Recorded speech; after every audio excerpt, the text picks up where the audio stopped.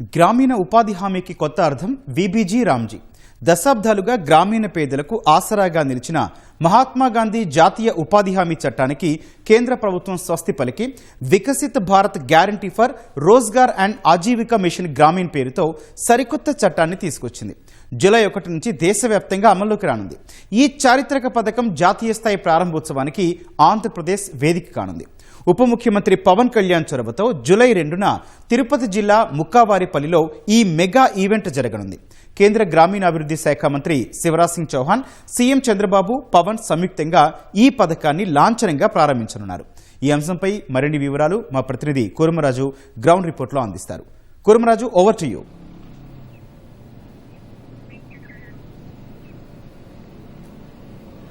ధన్యవాదాలు గౌతమ్.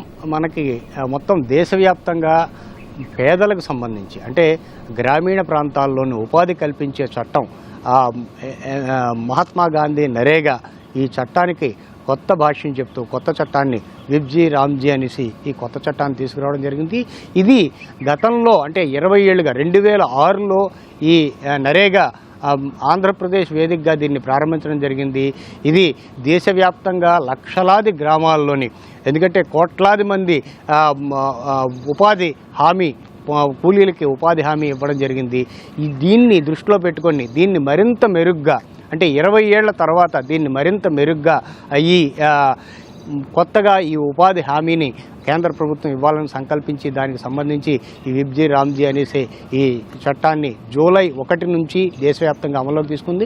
దీనికి సంబంధించి ప్రారంభ కార్యక్రమాన్ని కూడాను అంటే ఉప ముఖ్యమంత్రి కోరిక మేరకు ఉప ముఖ్యమంత్రి వెళ్ళి కేంద్రాన్ని విజ్ఞప్తి చేసినందువల్ల కేంద్ర గ్రామీణాభివృద్ధి శాఖ ఈ రాష్ట్రంలోనే అంటే తిరుపతి జిల్లాలో దీన్ని ఓపెనింగ్ కార్యక్రమాన్నేమో దీన్ని పెట్టుకోవడం జరిగింది.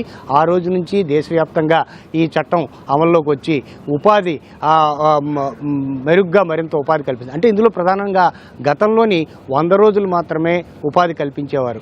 ఇప్పుడు దాన్ని 125 రోజులకు పెంచడం జరిగింది. అలాగే ఇంతకుముందు వ్యవసాయ పనులకు సంబంధించి 60 రోజులు హాలిడే పీరియడ్గానే ప్రకటించి అంటే వ్యవసాయ పనులకి అంటే వేరువేరు ప్రాంతాల్లో ఒక్కొక్క రాష్ట్రంలోని ఒక్కొక్క సీజన్లోని వ్యవసాయ పనులకి ఈ కూలీలు అందుబాటులో ఉండడం లేదు, ఉపాధి హామీ పనులకు వెళ్ళిపోయి కూలీలు అందుబాటులోకి ఉండడం లేదు అన్న అపప్రదని ఆ రకమైన సాంకేతిక సమస్యని పూర్తిగా తొలగించేందుకు దీన్నేమో ప్రత్యేకంగానేమో ఈ 60 రోజుల హాలిడేని వాళ్ళకి ప్రకటించడం జరిగింది. ఆ రోజుల్లో గ్రామీణ ప్రాంతాల్లో వీరంతా కూలీలంతా అందుబాటులో అంటే రైతులకి వ్యవసాయం చేసేవారికి అందుబాటులో ఉండడానికి వీలుగానేమో దీంట్లో వెసులుబాటు కల్పించారు.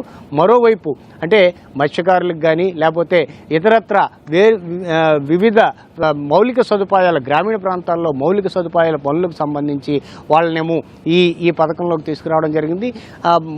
మన రాష్ట్రానికి సంబంధించి ప్రధానంగా కాఫీ సాగు చేసే అంటే గిరిజన ప్రాంతాల్లో కాఫీ సాగు చేసే ఆ కూలీల్ని ఆ పనులను కూడాను ఈ విబ్జీ రామ్జీ పథకంలోనికేమో దీనిలోకి వచ్చేటట్టుగా అంటే ఈ ఉపాధి హామీ పథకంలోకి వచ్చేటట్లుగా కేంద్రం వెసులుబాటు కల్పించింది. ఇలాగే వేరు రాష్ట్రాల్లో వారి అవసరాలకు అనుగుణంగా ఈ వెసులుబాటులన్నింటినీ ఇందులో చేర్చడం జరిగింది. అంటే గతంలో ఉన్న చట్టం కంటే మెరుగైన విధంగా ఈ గ్రామీణ ప్రాంత ఉపాధి హామీ పనులని మరింత ఫలవంతంగా ప్రయోజనకరంగా తీర్చిదిద్దాలని కేంద్ర ప్రభుత్వం సంకల్పించింది. దీనికి సంబంధించి ఈ 125 రోజుల ఉపాధి హామీని చట్టబద్ధంగా కల్పించడం అంటే వాళ్ళందరికీ జాబ్ కార్డులు, స్మార్ట్ జాబ్ కార్డ్స్ అంటే వాళ్ళకి ఇవన్నీ డిజిటల్ యుగంలోని స్మార్ట్ జాబ్ కార్డులను వాళ్ళకి ఇవ్వడం ద్వారా వాళ్ళ పని పూర్తయిన 15 రోజుల్లోగానే వారి వేతనం వారి ఖాతాలకు జమ అయ్యేటట్టుగా కూడా ఈ కొత్త చట్టంలోనే వెసులుబాటు కల్పించారు.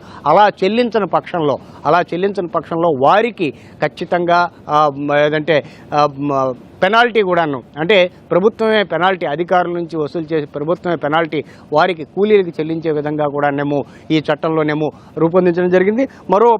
మరో ప్రధానమైన అంశం అన్ఎంప్లాయ్మెంట్. వారు అన్ఎంప్లాయ్మెంట్ అని మాకు ఉపాధి కావాలి అనేసి వాళ్ళు దరఖాస్తు చేసుకుంటే 15 రోజుల్లోగా వారికి కానీ ఎంప్లాయ్మెంట్ చూపించలేకపోతే వారికి అన్ఎంప్లాయ్మెంట్ వేతనం కూడానేమో చెల్లించేటట్టుగానేమో ఈ చట్టంలోనే రూపొందించారు. ఇవి ఖచ్చితంగా రాష్ట్రాలన్నీ దీన్ని అడాప్ట్ చేసుకొని ఇది ఖచ్చితంగా పాటించాల్సిందే అనేసి కేంద్రం ఇప్పటికే స్పష్టం చేసింది.